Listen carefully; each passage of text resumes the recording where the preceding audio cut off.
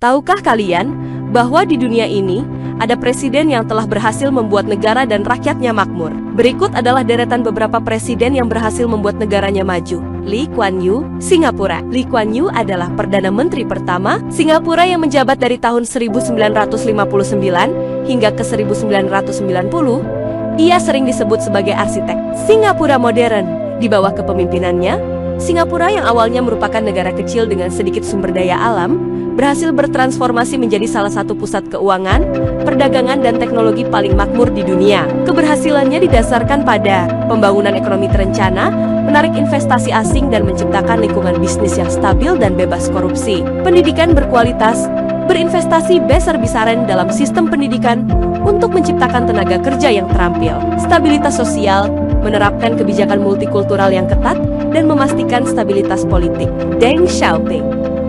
Deng Xiaoping adalah pemimpin tertinggi Tiongkok. Dari tahun 1978 hingga ke 1989, ia dikenal sebagai arsitek di balik reformasi ekonomi Tiongkok yang membuka negara itu ke dunia luar. Kebijakannya yang dikenal sebagai sosialisme dengan karakteristik Tiongkok menggeser Tiongkok dari ekonomi komando menjadi ekonomi pasar yang menghasilkan pertumbuhan ekonomi yang luar biasa dan mengangkat ratusan juta orang dari kemiskinan. Strategi utamanya meliputi pembukaan ekonomi, mendorong investasi asing, dan membentuk zona ekonomi khusus. Desentralisasi kekuasaan ekonomi memberikan otonomi yang lebih besar kepada pemerintah daerah dan perusahaan. Modernisasi fokus pada modernisasi sektor pertanian, industri, pertahanan, dan ilmu pengetahuan.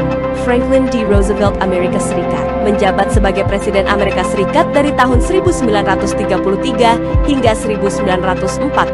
Roosevelt memimpin negaranya melewati dua krisis besar, Depresi Besar dan Perang Dunia. Dua program New Deal yang digagasnya membantu memulihkan ekonomi Amerika Serikat dengan menciptakan lapangan kerja, mereformasi sistem keuangan, dan membangun infrastruktur.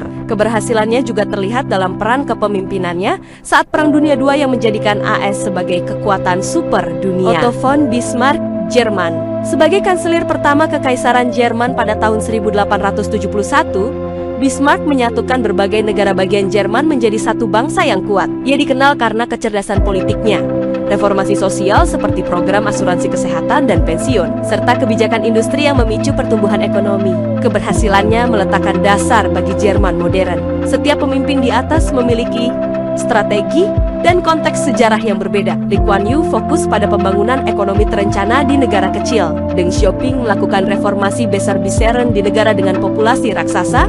Roosevelt mengatasi krisis ekonomi dan perang. Sementara Bismarck menyatukan negara-negara yang terpisah. Kesuksesan mereka seringkali diukur dari kemampuan mereka beradaptasi dengan tantangan unik yang dihadapi negara mereka.